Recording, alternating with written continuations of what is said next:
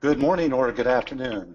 This is Paul Lockhart, Vice President of Sales with Passageways, and I'd like to welcome you to our webinar, Your Board Needs to Embrace Transformation, Digital and Human. In our session today, we are going to be talking about the performance optimization of board directors, teams, and leaderships. And I don't think there's anyone as qualified to have this conversation as our guest, Stuart R. Levine. Mr. Levine is currently the chairman and CEO of Stuart Levine and Associates, an international consulting firm, and he is also chairman and CEO of EduLeader, an online learning company. He's a board governance expert, currently serving on the Broadridge Financial Solutions Board as chairman of the Governance and Nominating Committee and as a member of the Audit Committee. Stuart is a National Association of Corporate Directors Governance Fellow and has been twice awarded a Top 100 Director recognition by this organization.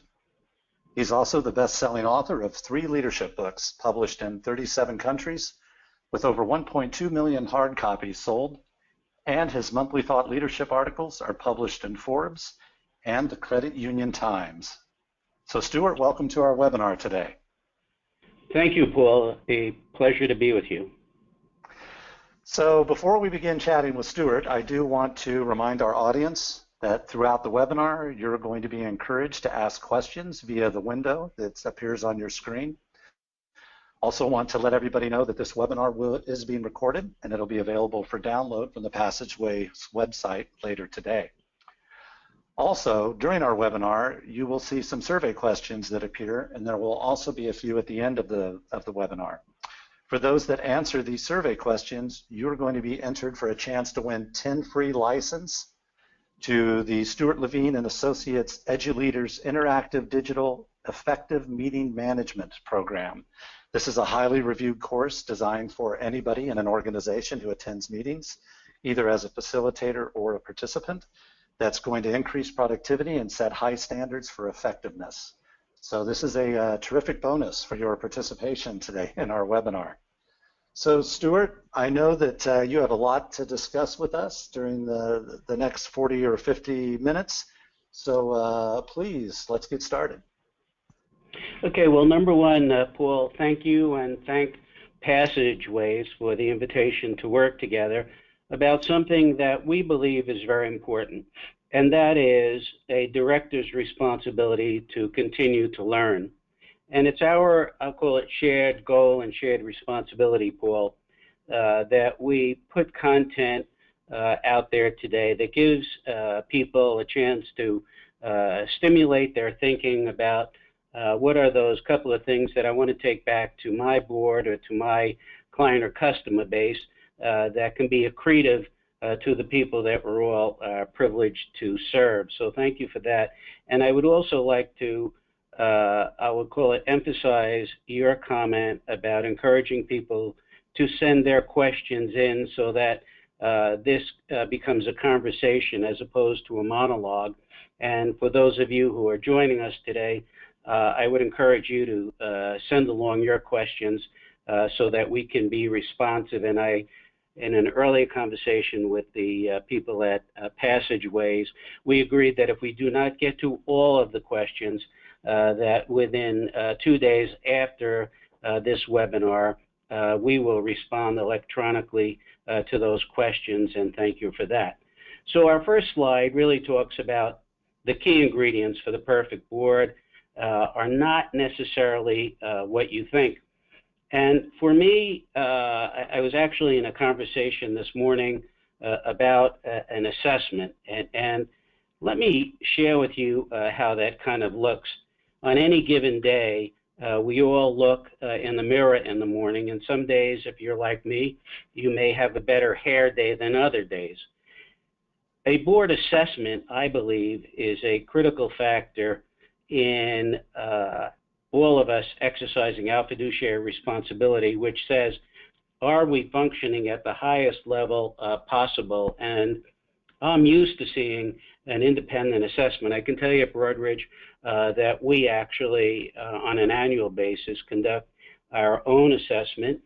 We've done it through our firm at SLNA, where we go out And the reason for that is sometimes a third party asking questions and taking that data and effectively coming back to the board and saying, here is exactly what we heard. Here's what our internal communications, our internal view of ourselves looks like. And if you believe in moving forward, those are really important questions to make sure that our conversations are as focused and as vibrant as they need to be. And I can tell you in the independent assessment part of this process, what happened recently in one of our clients out on the West Coast, a publicly traded corporation, people told us, this board members being interviewed by one of my colleagues, they told us that they were not exactly sure what their particular roles and responsibilities were as a member of the Comp Committee, the Nom-Gov Committee, and so forth. And what that led us to was a fast drill down into the charters. And an important, I think, part of any board optimization is to, on a regularized basis, once a year or in that time frame, to take a look at your existing charters and to make sure that it's clear to the people that serve on that committee what those responsibilities are, so that we function together as a really well-functioning team, and those charters really do inform what we're all about. And I think part of the conversation also, Paul, is about defining what our board responsibility is as directors. And at a very high level, that forms into two areas in our thinking. One is succession planning, which is critical. And succession planning, in my mind, and I link it to the assessment, is not only looking at the CEO and that man or woman, but also on the board, succession planning, so that we continue to have vibrant leadership. So it's succession planning, and I would call it the participation and the validation of strategy. And those are two important, I'll call it, pillars for our discussion moving forward. For all of us to be able to participate in those strategy discussions, we have to be as current as we can, and that leads into, call it, the conversation about board optimization, because we all know that the world's changing very dramatically, and I can give you a sense of what that looks and feels like. I was in a succession discussion in a particular board, and at the board dinner one evening, we were talking about succession of the chief executive officer, and the chair of the board said, okay, Stuart, we have candidate A and candidate B. I know you've met with both of those people. Who do you think the successor candidate should be? And in a board optimization point of view, which in my view means leaning into the future, I said I'd be delighted to answer that. But the real question in my mind is, where do you believe this corporation is going to be in 5 years? Because that is going to inform my recommendation and my vote. And that really exploded the conversation, I would say in a good way, because to really optimize a board, you really need to make sure that we are current. And so understanding the future in the selection process and how you believe our actions will either be accretive in a public setting, or, as I noticed in the enrollments today, there are many people joining us from the credit union world, be protective of the safety and soundness and security for members, requires really understanding what the competitive landscape looks like and functioning that way. The independent assessment, Paul, also will point out what are those skill gaps. Do we have, I'll call it, diversity of thinking and experience around the board? And that should become the basis, not of a random selection process of who goes on the board, but in truth, do they represent, excuse me, our customer client base, our workforce, our member base?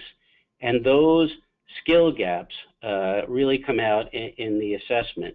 And from my perspective, what I think we really got to be careful of is that we don't end up with a culture of fatigue on a board, which kind of has us moving forward without current dialogue. And so leaning into the future means really understanding technology and how it's emerging, and how do we co-create products and services for our customers and add value. Board culture, continuous learning, means that at every board meeting there is some type of material, some content that is distributed in advance to the board that becomes the basis for a discussion that stimulates some new ideas and thinking.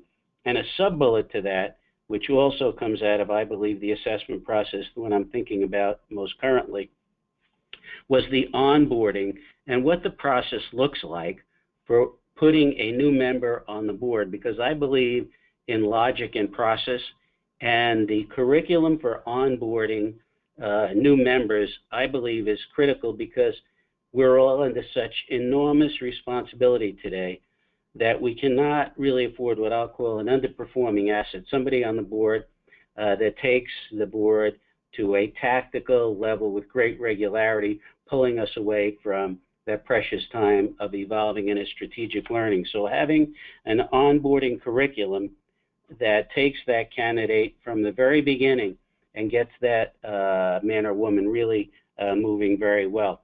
And so I would say, in sum and substance, last point is governance in this world means exercising duty of care, duty of loyalty. Part of that means being able to exercise your lungs and independent business judgment. And under Delaware court law, as we know, that is a critical factor. And so the basis for a really strong culture is being able to exercise independent business judgment. So, Paul, before we go to the next slide, is there a question that you wanted to pose, or shall I continue to move on? Yeah, no, there's two. So the first is, we often have conversations around board assessments with our customers and at different conferences. So in regard to assessments, there's a lot of different viewpoints on whether the information should be shared publicly, or rather, not publicly, but within the board itself for all the directors, or whether that's kept confidential. And kind of related to that, what's your viewpoint on a peer review, right? Internal peer reviews in association with independent assessments. Okay, the first part of the question is sharing the information.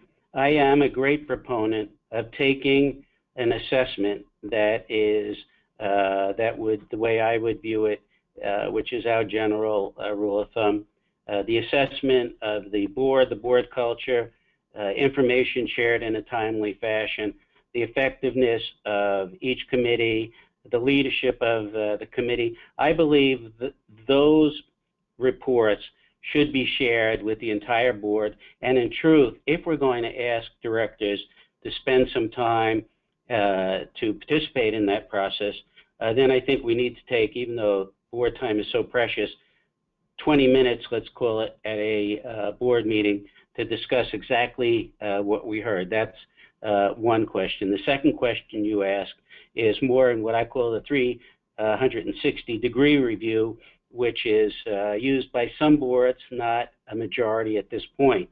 And again, I would say if you're going to go to a 360-degree review, that really has to be driven by the chair of the governance nominating committee and the either lead director or independent chair of the board, because the last thing you want to do is put yourself in a position, Paul, where I'm encumbered from commenting because I'm afraid you may say something bad or good about me and something like that. So it's got to be done by, I'll call it, facilitated by a third party and done with incredible care.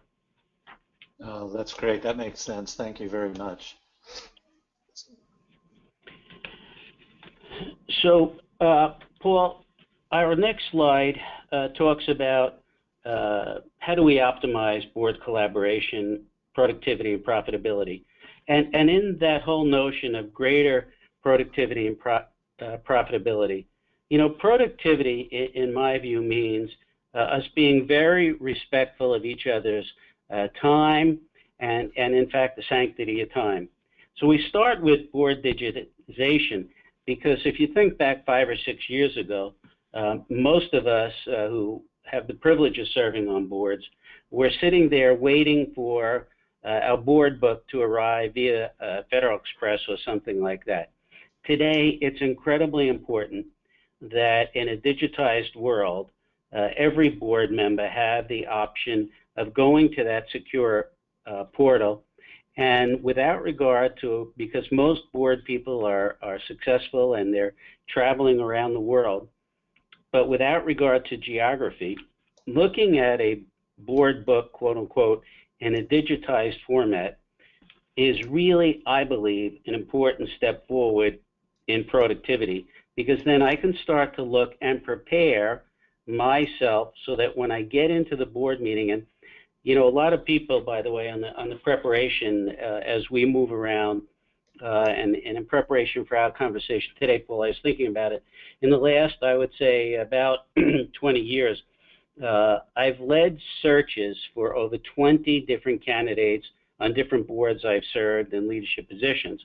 And the one thing that always strikes me is how well prepared a person is for the interviews. And so, as I understand it, almost 75% of all board searches today are done through referral. And so it's the dirty secret of referral comes from people we all serve with, whether it's a credit union board, a for-profit corporation, that people believe that, yes, that person comes prepared, they ask intelligent questions, and they elevate the quality of the conversation. So board digitization eliminates the barrier to, I will call it, very high level, productive conversations. And then when you talk about the model for purposeful discussions, the agenda, that's where we get into, let's call it, organizational strength. Because when you define the way an agenda is put together, that should be the responsibility of the CEO with either the lead director or independent chair of that particular board. Because at the end of the day, proper planning of an agenda, and I always, for me, look at the culture of an organization, and it does link to some of the, I'll call it, content in the Edge Leader in this regard. If you can't run an effective meeting, then I believe that it's indicative of a culture that's going sideways. And the boards that I've been privileged to work on, if the meeting's supposed to start at 8 in the morning, it does. And if the meeting's supposed to end at 4, it kind of does. But crafting the agenda sequentially means people have to come in prepared and move through the agenda and stay at a high level. And by the way, understand what the prioritization is all about. What are we there to discuss? And if in fact we have some question that may be, I'll call it sub-tactical, take it offline. I remember years ago as lead director of a big NASDAQ company in the healthcare area, and we had a director that for a while had a tendency to ask about very localized, I'll call it productivity. And every time he did that, the whole board would go to sleep and we'd lose our track on strategy. We had to have a little discussion that said, hey, look, if you're really interested in how the branch is doing in southern Miami, why don't you take that question offline, let us get to the global strategy here and move forward. And that's the way the prioritization works. And the CEO dashboard, you hear a lot about CEO dashboards, and I have one in front of me that we're working on with a client as we speak. The CEO scorecard, in my view, should probably have about 4 components.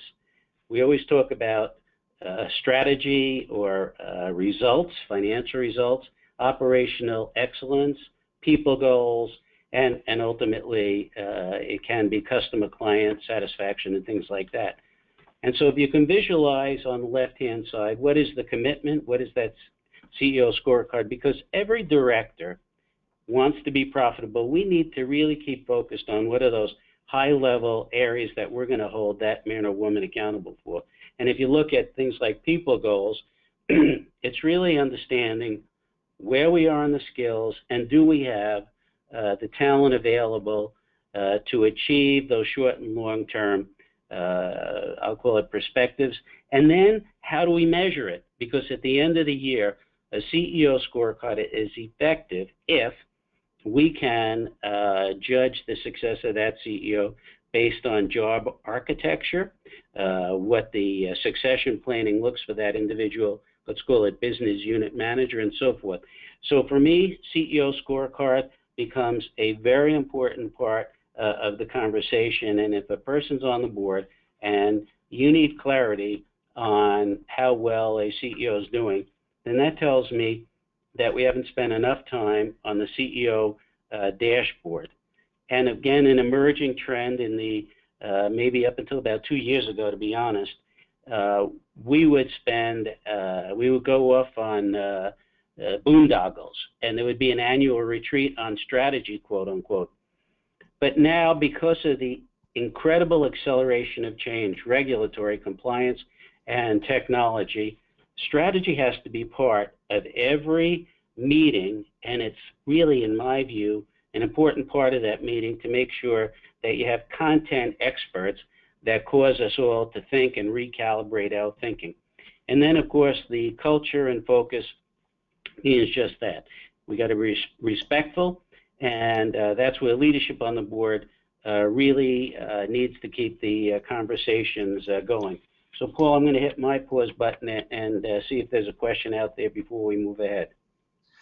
Yeah, we actually had two. I'm going to try to combine them. So you were talking previously about basically kind of monthly meeting materials to stimulate strategic discussion. So the question is that something that would be a revolving topic each board meeting? So that's the first part of the question. And the second part is, who sets the strategy topics? Is that something that the CEO brings in, or the chair, or is this something that individual directors should bring up in the meetings? Well, I think that there are two ways to hit it. Number one, I think that you can, when you talk about strategy, I don't believe that it's a continuum, if you know what I mean, Paul.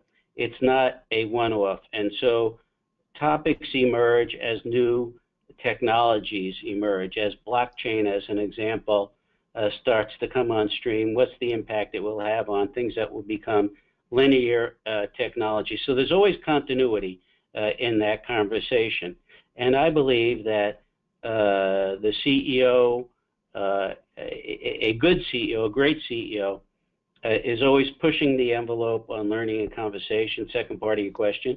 And then we as directors, based on our experience and things we're seeing out there, should be able to, in a good, challenging way, speak to the, again, lead director, independent chair, CEO, and say, hey, I saw something that was really interesting out there, and I think the board in general would appreciate that information. But I have some data in front of me that's kind of interesting on that point, because this actually comes from a survey of the NACD 2016, and the question is asked, how satisfied are public company directors with the information they receive from management? And basically on technology, IT, technology strategy, 18% very satisfied, 58% satisfied. So that tells me that we've got over 22% very dissatisfied. So, and then when you get into cybersecurity and IT risk, which we'll talk about a little later, the number jumps up to 28% very dissatisfied. Point of that is, it's a good conversation, and I believe it comes from the annual assessment, to make sure that people really understand what is on management's mind, what we're seeing, because having basically a quarter of the board not feeling they're getting enough information is not, in my view, a way that we can move forward. Paul. So we have a second question that came in that's related, and this was asking for your viewpoint on a consent agenda. The question basically stated that at times it feels like a consent agenda is almost a method to hurry a board meeting along, and is there any concern that that might limit strategic discussion or some important information sharing? Okay, that's really interesting. I had an experience when I was the chair of a college board, Paul. And what we found was so it's volunteers. These are people that are being gracious enough to come and meet with us on a regular basis. And we'd only have, call it 90 minutes by the time we got done with dinner and a business conversation. And so we built a consent agenda that would have, I will call it, pro forma resolutions on appointments of professors and things like that, because we wanted to get to the more heavy strategic discussions. I would say that the way the way that consent calendar is most efficient, in my experience, is if you have a good discussion with the chair. If you've got questions that things are not coming to the surface on the board, that's a good conversation with the independent chair of the board and or the CEO. In another part of my world, I sit on a board, not for profit, this is me right now, in a healthcare system. And I'm on the quality committee, excuse me, and we go into some of these appointments that are hundreds of pages long. And if we went through each individual resolution, and the point of me responding this way, Paul, is that we have to trust that the clinical physicians that are responsible for checking on academic credentials and insurance claims and so forth are doing their homework and their recommendations.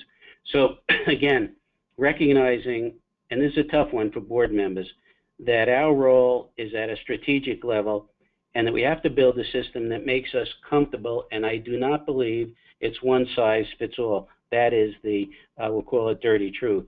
But if you don't go in some way to a consent calendar, you end up, in my experience, too down in the weeds, which is not necessarily helping people engage in the way they should.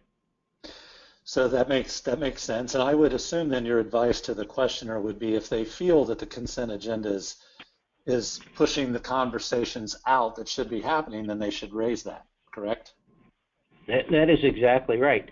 And that's what, again, it sounds counterintuitive, but if you're a director and you feel uncomfortable with the flow of information, how you're receiving it, how it's being presented, that's where I am a great believer in structure. That's where, as a director, and I've had that experience, I talk to the chair of the board or the committee chair and say, hey, look, next time we need to have a more robust discussion, or I needed more time on that particular subject. And that's where I would call it smart, seasoned people add quite a bit to the conversation, okay?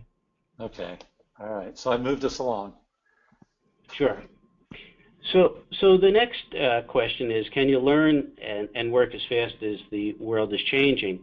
And I think we touched on board preparation, but there is a subtlety here, and when we were working with you and your team about preparing for this particular conversation, you asked the question, well, what does it look like?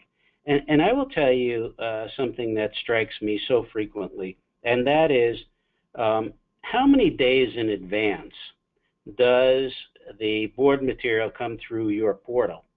And I get the fact that M&A work comes and goes fast, and so it breaks the rule. But in general, I would say it's almost impossible for anybody to really prepare for any board meeting unless you get that material 5 days in advance. And I mean 5 business days, because we're traveling, we have business commitments, family commitments. And I think board preparation denotes getting that material to your board well in advance, because we're not playing a game of gotcha. These are serious responsibilities with serious people, and then that gives people a chance to feedback. Can I have additional information or things like that? So timing in advance, 5-day business rule, is something that every board I work with or advise, it's about that. I think the intellectual curiosity is a very, I'll call it, challenging question, and it's something that people should feel good about who are on the line today, because you're exercising what's probably the most important thing to me which is intellectual curiosity. And I'll give you what it looks like on the ugly side and what it looks like on the good side. Intellectual curiosity means I was interviewing a candidate for a board where I chaired the nominating committee.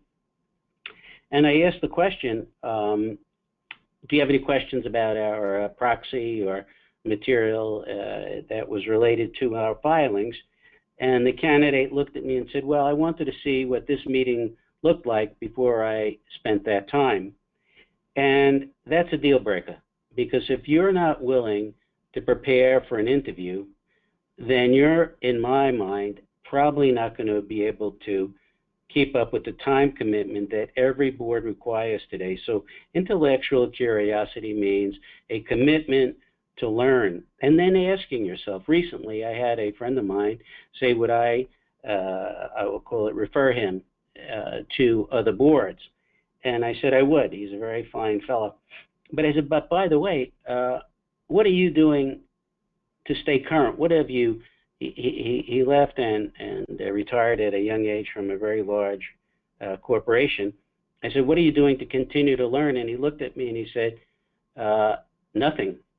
And I said, whatever you do, do not tell anybody that, because you're basing your decisions on strategy and succession planning based on 5-year-old, which is almost ancient history today, experience. It doesn't denigrate your achievements. But the truth of the matter is intellectual curiosity denotes putting yourself in positions that, and to be honest with you, Paul, I probably attend 3 or 4 seminars like this myself, where sometimes I go into the room on technology and I'm really uncomfortable and I have to read the material 3 or 4 times to really get it. But I think by challenging ourselves, we get better and more responsible as directors. And I think, efficiency in communication, this does lead to, cutting to the chase and the edge leader, in the sense that it's not about drama. It's about, if I have a question, and when I go to a board meeting, and recognize I've been doing this for probably 20 some odd years, it's my responsibility not only to go prepared to say something, but it's what are the 2 or 3 questions that I have on my mind. So efficiency in communication is being prepared, but then understanding the sanctity of time. You're not there to read the United States Constitution. You're there to challenge expectations and suppositions. I think the notion about mobility and apps and where that goes is, recently I was with a credit union board and we're talking about strategy and we're talking about, technology. And in the conversation, I just said, look, it's not about a community bank. It's not about a large commercial bank.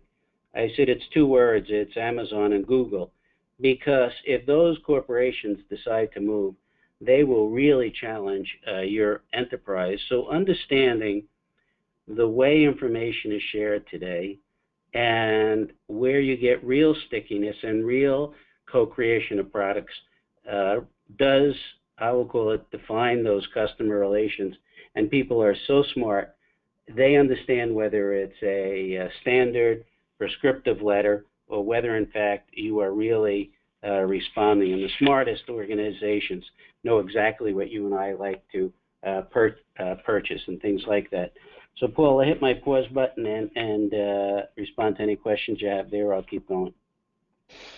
Yeah, so can you go back to board preparation? This is a hot topic that we encounter quite a bit. And this is in regards to, even if you're able to get the information to your directors 5 days in advance, on occasion you still have some of that board leadership coming in that's not prepared, is waiting until they come in, waiting for changes to documents, waiting to kind of have a cursory overview of the information. Through your career and your experience, what's some good advice on how to really motivate your board to spend that extra time preparing before they come to the meeting? Well, number one, I think if I were the CEO responding to your question, I think it's my responsibility to make sure that you're not getting paid by the pound, if you know what I'm saying. It's getting material that has been vetted, and it's clear, and it's as concise as you can. So when the CEO sends out their material to the board, they have to get, I'll call it, a finer edge on what they send out. Because if all you're doing is killing innocent trees, then I'm not so sure it's going to have the resonance that you want it to have with the people. So that's, I'll call it, from the management side of the preparation. And what I've learned, which I think is an incredible best practice, which is sometimes a little tough for CEOs, but the CEOs that we advise, the practice we put in place, which I think is really interesting, means that prior to the board meeting, the CEO reaches out to every board member for 30 or 45 minutes and says, hey, look, Paul, here are the 3 things that I really need your feedback on. Because remember, we're advising the CEO, and we should be a sounding board for his or her decisions on capital and human deployment. And so if we agree that we should have a 30 or 45-minute conversation prior to the board meeting, then the CEO gets his or her chance to share what they're looking for. And then we as directors really have an obligation to prepare, because if I'm going to take the CEO's time, then I should have gone through the board book. And this is not a punitive discussion, but this is, let's call it what it is, standards of behavior among professional colleagues. And it's those standards that give people confidence. And I think it's very important that I, as a director, am prepared then to say, okay, here are my 2 or 3 questions about a transaction, data on financial, let's call it performance, or something else of a strategic nature.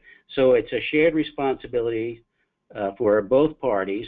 And again, this becomes a vetting process, because you can tell who's doing their homework in advance. But I think best practices, Paul, to your question on preparation, is to put a system in place. And not everybody embraces this, but I think if you want to get boards moving in a productive way and CEOs closer directly to the directors, it's that one-on-one conversation prior to the board. And it's all, what I do is I try to write down my 3 or 4 questions. So CEO Broadridge calls me, which he does. I say, okay, Rich, here are my questions. And then he'll go through those and generally say, let me hear yours first. That's great. And then he'll tell me what's on his mind.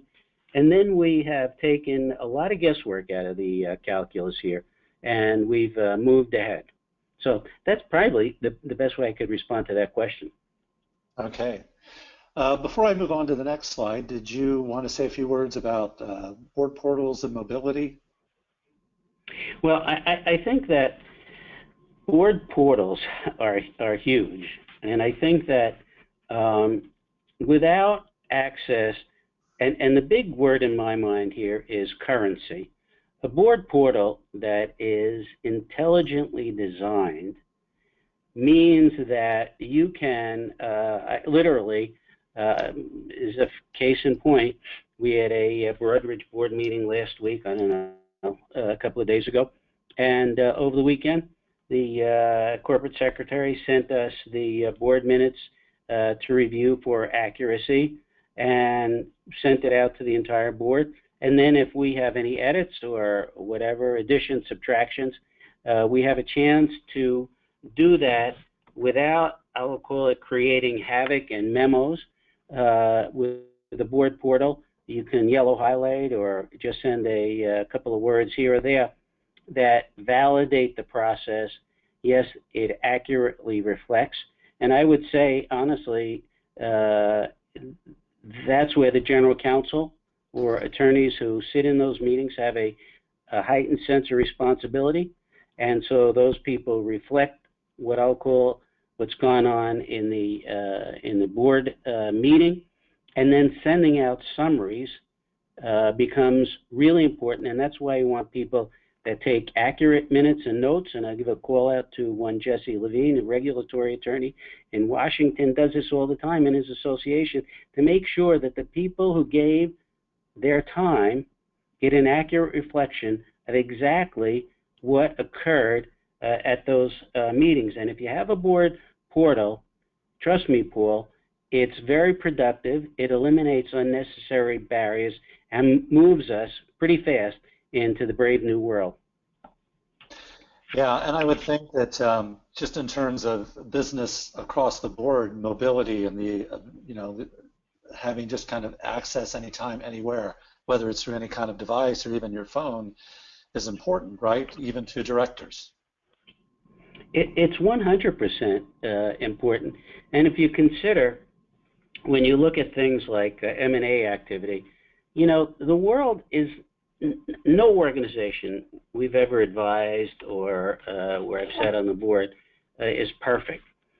But I would say clarity and accessibility is critical to the calculus.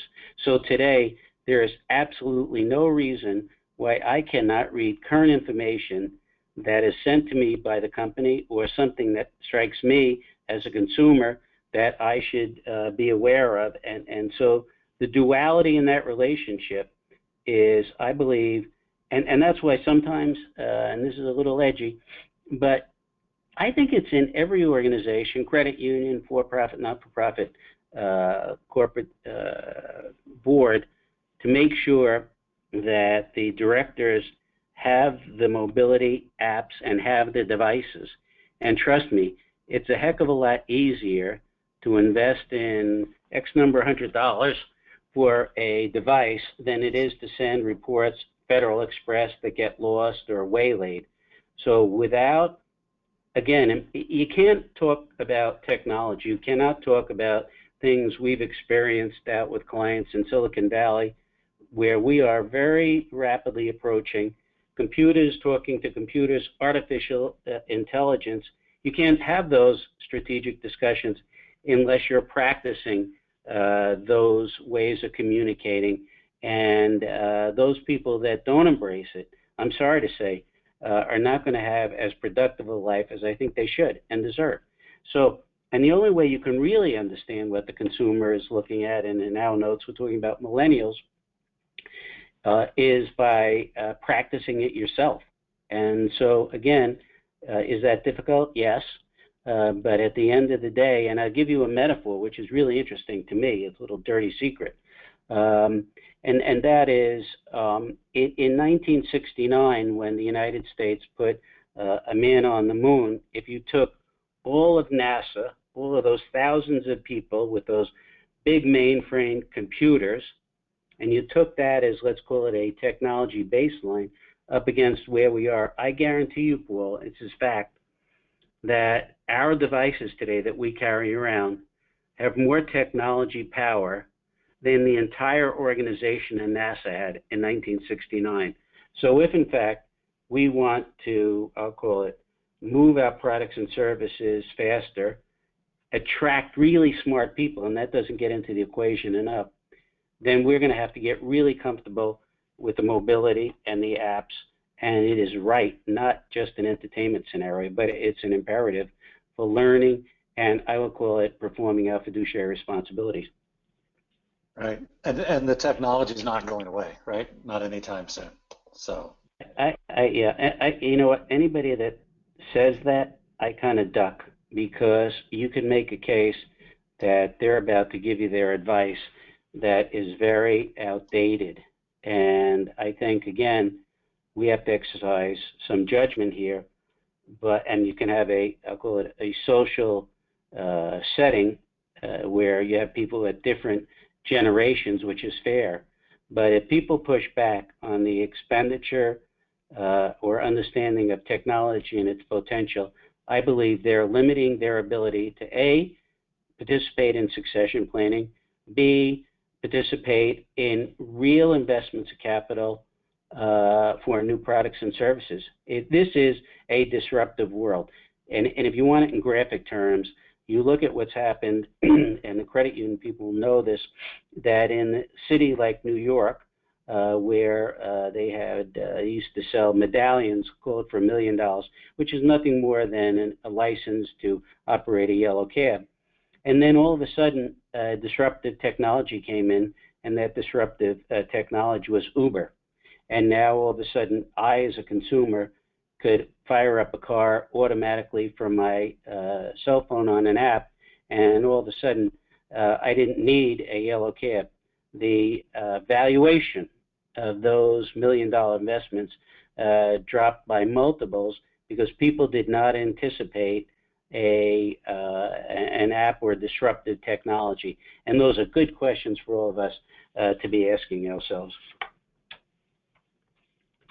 So with your permission, Paul, I'll get to the last slide here, for us anyway. Is that okay? Yeah. Yeah, okay. So real world stories, good, bad, and ugly. So class trips. This is something that struck me, and I'll try to give you an example of a not-for-profit and then a for-profit. Not-for-profit, I chaired a large health system ambulatory surge quality committee. And what struck me was we had a group of people that were bound by listening to the medical leadership and about what was going on at the ambulatory surge units. But we really couldn't get, I'll call it, traction and connectivity around the conversations. And so what we designed was a class trip, which took us from the corporate headquarters once a quarter to another site, which did two things. One, it gave us a chance to meet the people that were delivering the healthcare to people that really needed it, underserved people. So from a succession planning, I got to see leadership, number one. And number two, it gave us a heightened sense of mission. Now, not everybody came on those class trips, but real responsibility in my mind meant jumping on those buses or those vans to see what it looked like. For-profit example, again, I told you that I was lead director of this very large home health care company, publicly traded corporation. And we tried to encourage people to go out on branch visits, which meant on occasion, once a year, we'd ask a director to go out with a nurse that was going to visit somebody that was ill or something like that. And we had directors push back pretty hard, saying, look, I don't have time for that. I don't get on airplanes. I don't like to see blood. All valid, I guess. But if, in fact, you want to be on a home health care board and make intelligent, strategic decisions, seems to me that class trips will help you understand the challenges that our nursing practitioners in this example were encountering, understand from a street level point of view what the CEO was talking about when he was talking about recruitment and strategic communication. So for me, I am a major league proponent of class trips. And again, I think from an assessment point of view, that really is a very important data point to see whether, in fact, somebody is really tied in to the mission of what we're doing. And again, it backs into the discussion of time commitment.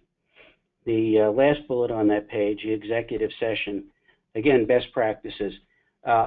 Absent really good, organized executive session, you don't get the productivity I think we all deserve. You can walk out of the room and you have, call it 8 or 9 directors, and you may have 8 or 9 different points of view. For me, you routinize an executive session at every meeting. And then at the end of that, the independent chair or the lead director says, okay, and we just go around the room.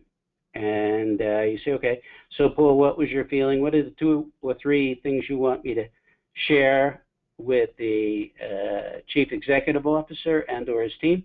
Number 1. And number 2, what do you think should be a priority for the agenda? And what that does is eliminates wasted time, consolidates thinking, and gives us a chance to encourage participation in that executive session. And by the way, if you make it a routine that the board is going into executive session, then the CEO is not necessarily threatened by the fact that we've just gone into executive session, and are we in fact, talking, I'll call it ill, of that particular man or woman. So just a point that executive sessions should be regularized. I think they should be organized and be the responsibility of whoever is leading that particular organization. But to me, that becomes pretty important. So I hit the pause button on there, and I think we want to spend a couple of. Did you have a question on cybersecurity? Yeah, no, I don't. Actually, we're getting about to the time where we need to wrap up, and we do have a few final questions. Sure. Before we get to those questions, would you like to say a few words about Stuart Levine Associates and EduLeader? Well, look, kind of fast here. Stuart Levine Associates, I would call it as a strategy firm. We operate in 4 or 5 different sectors, all about driving strategy from the top, making sure that people are included in the process, understand the mission, understand the values, and then get results. EduLeader is a very cool online training program that helps people understand. We're talking about meeting management at the board level, the highest level, but to really get the productivity and the accretive results, we need everybody in the organization. And so I'm thinking about a client right now that just contracted with EduLeader. It's run by one Harriet Levine and Liz Perlman, and basically what they do is we can train 1,000 people. It's a self-directed learning program, which is fabulous because, again, it's self-directed learning. You get to get, I'll call it, common behaviors and expectations. And really, if you analyze it and you ask yourself when you go into a meeting, was this a productive use of time? Forget the poster program that says respect and dignity. Was this meeting conducted in an effective way? That's where you get real focus on the mission, whether it's a healthcare client of theirs or things like that. So that's, we are about consultation at the highest levels with some real, you can go to our website, and certainly EduLeader drives it through the entire culture. Very cool.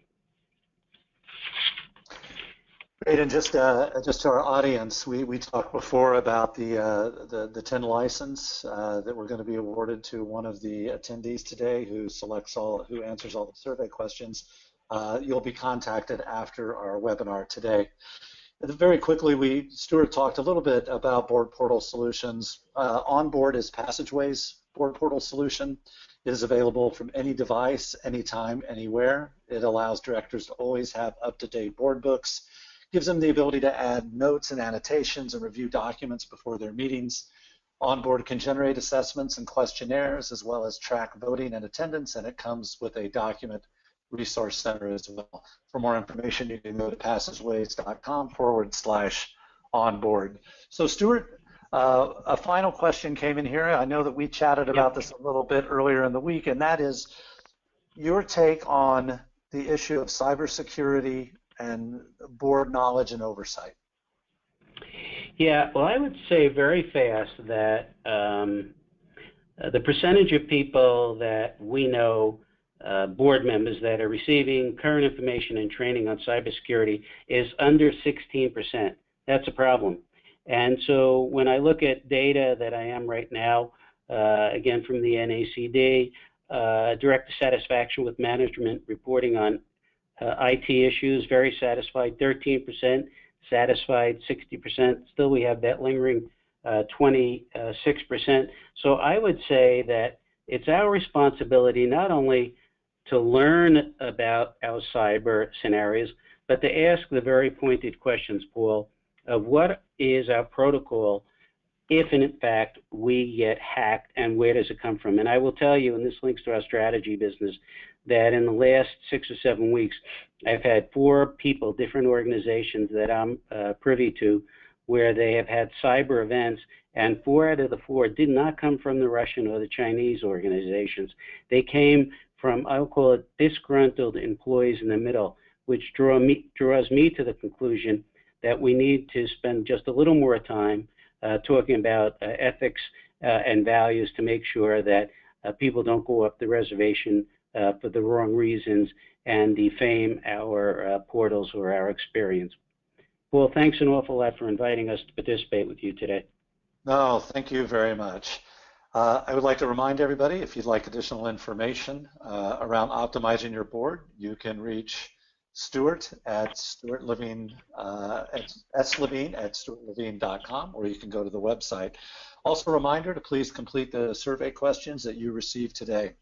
Thank you again for joining us. I want to tell everybody thank you who worked together on the webinar. And I look forward to speaking to everybody again in one of our upcoming webinar programs. Have a great day. Thank you.